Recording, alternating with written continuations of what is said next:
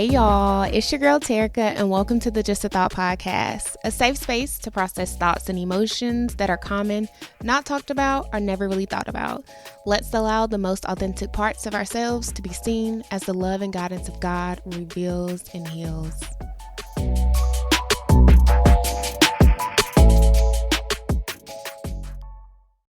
So I just kind of want to go ahead and jump into the topic today. And this is something that I have been thinking about for the past 4 weeks, and it has really been heavy on my heart. And I really haven't been able to find the words of what I really want to say. And so the other day I just sat down and I was like, let me not try to write this topic from the perspective of what I think other people need to hear, but from the perspective of what I need to hear. So this is going to be kind of for myself, and I hope that you also get something out of it. So I have decided to start a journey of understanding and believing who I am.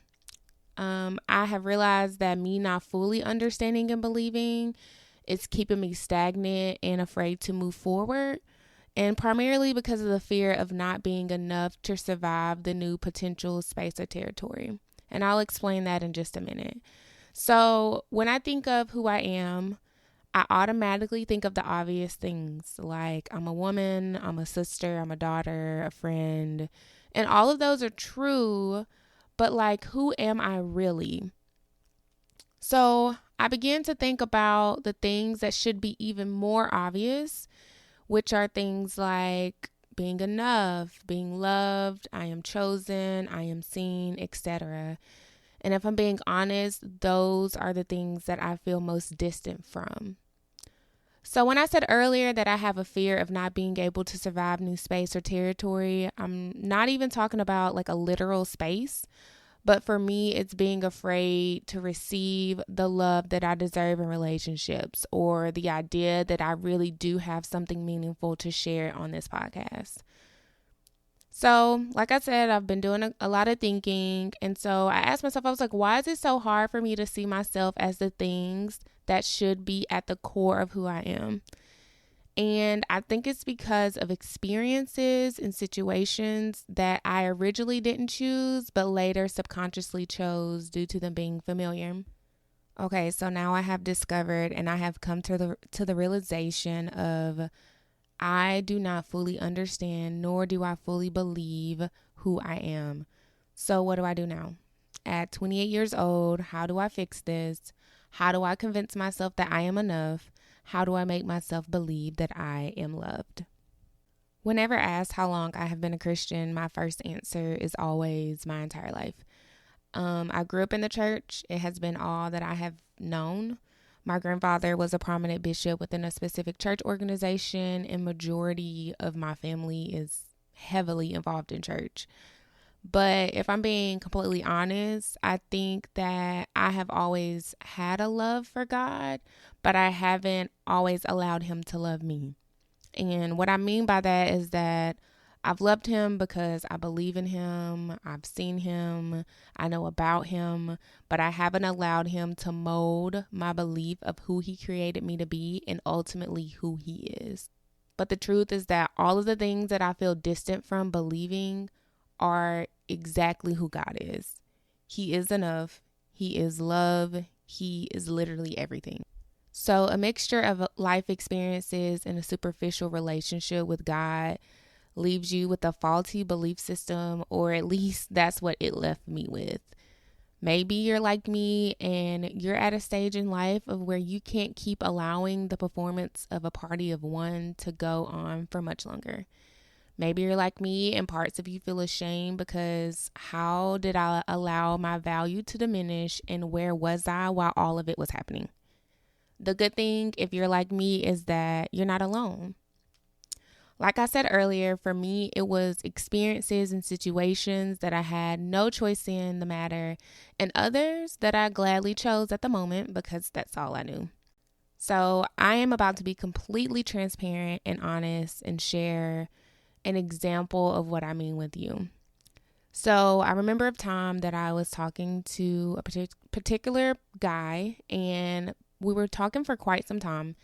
And everything that you would want from a man, he did the complete opposite. And I now know that it was on purpose because it was his way of letting me know that he never had any intentions of us going any further than where we were. And you could not have told me at that time that his behavior wasn't normal, even though there were a million red flags.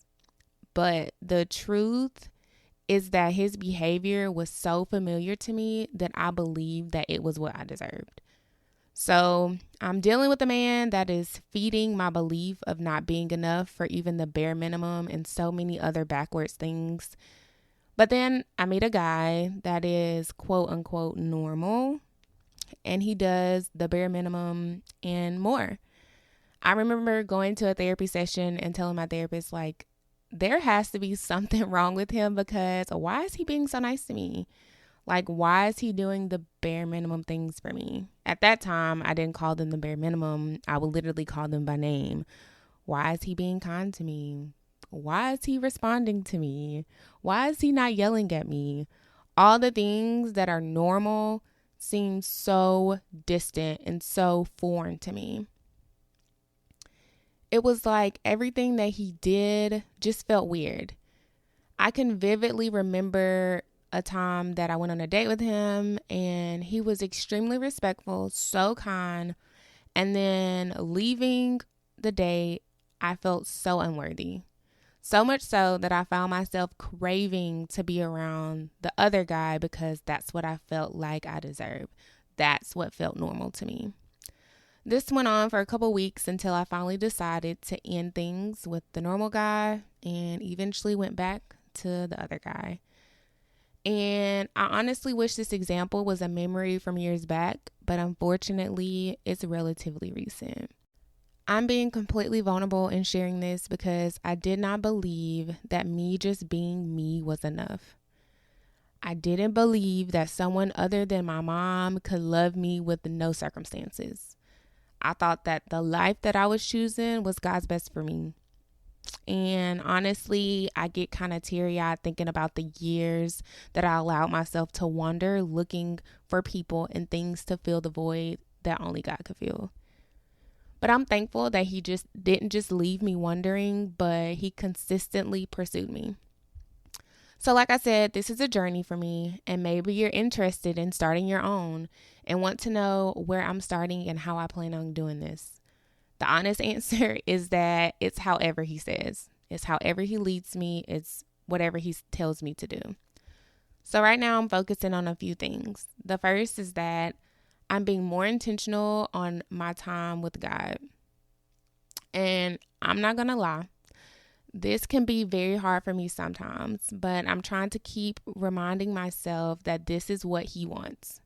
He desires a relationship with me. So I don't have to run away when I feel like I have missed the mark or I haven't done enough for him to be pleased with me. So this may look like time in worship, prayer, or the word. A good place to remind yourself of who you are is in Ephesians 1. I've been trying to ingrain that in who I am and replacing some of the words with my name. So maybe you don't have the time in this season to fully devote sitting down and ingesting the word. Maybe you're a mother, maybe you're a father, maybe you have multiple jobs. I don't know what your season may look like, but I just want to let you know that there are different ways to get the word in. So I grew up where my grandmother would constantly play the word on her CD player or her cassette tape throughout the day, from morning to night. If she wasn't watching the news or the Word Network or anything like that, she was playing the word in the house. So sometimes if I'm at work or if I'm in the car, instead of listening to music or instead of getting on the phone, I'll let the word play so that it can really soak into my spirit.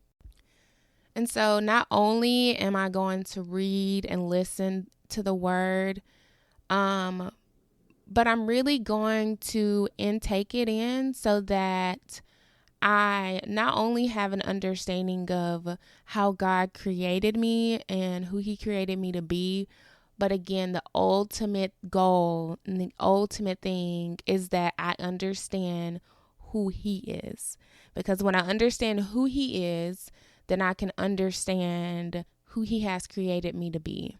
And so when I understand who he is, me understanding that I am loved becomes much easier because I have a father who loves me.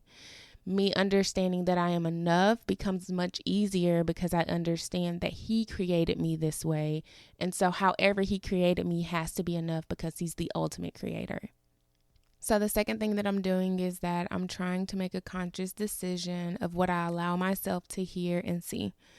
So what I mean is like what TV shows I'm watching, what music I'm listening to, what people I am around. And I'm just going to keep it very honest with you. It is spring, summertime. Okay. This is my favorite time of the year. I love to hang out with friends. I love just to be outside, enjoying the weather, trying new restaurants, just trying new things. And this is kind of a struggle for me. I love a good time. I love good music. I love laughing with my friends. I just love community. And so making the conscious decision of I can't listen to that type of music.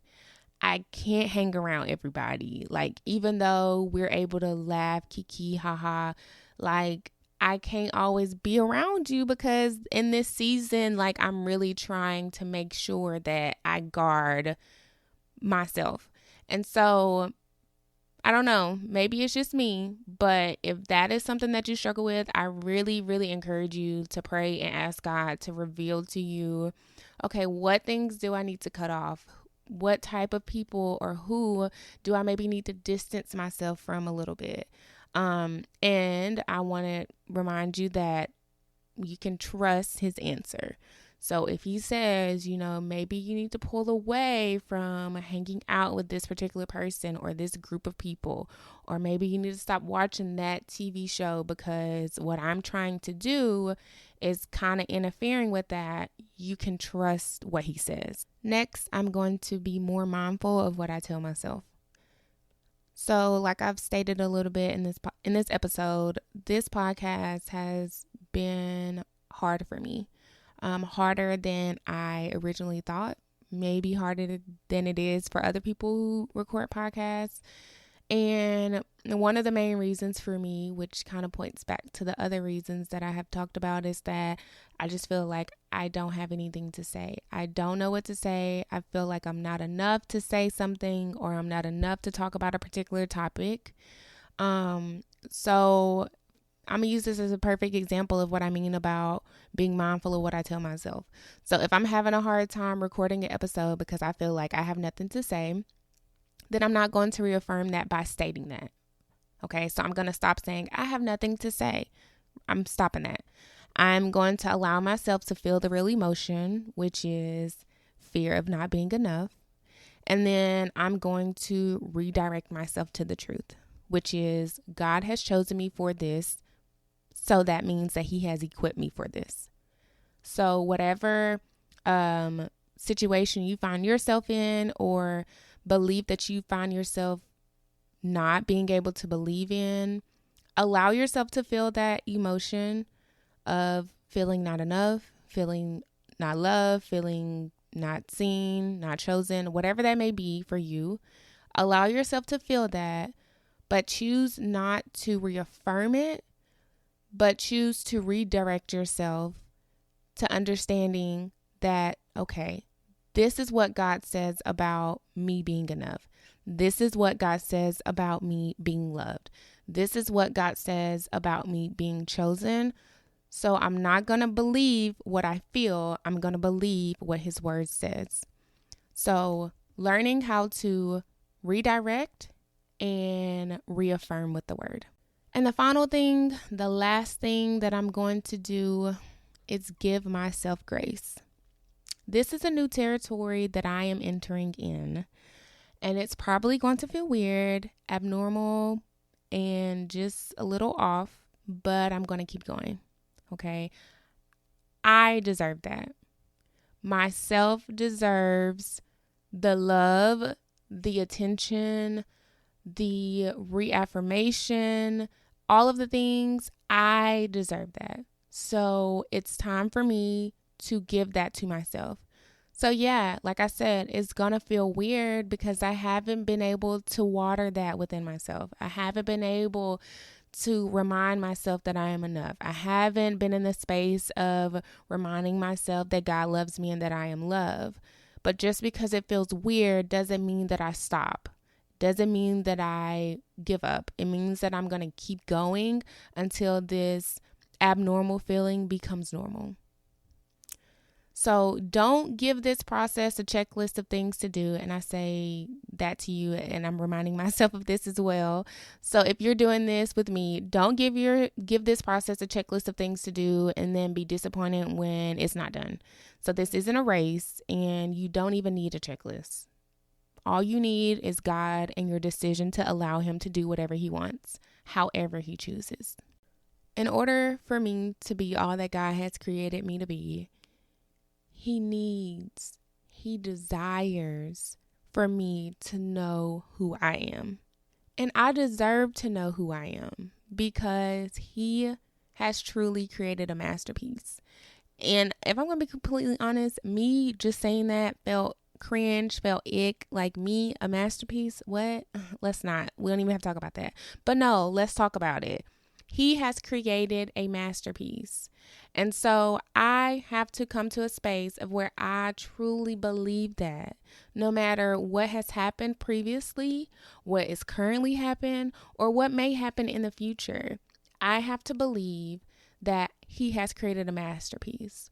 So if you find yourself in a situation, or you have found yourself in a situation previously of where you are having a feeling that contradicts that you are enough, that you are loved, that you are chosen, then I want you to know that that's not the situation that you need to be in. That's not a situation that you have to be in. That's not a situation that he desires you to be in. So I want us to know that we are valuable, we are enough, we are loved, we are chosen, we are seen, and we are his.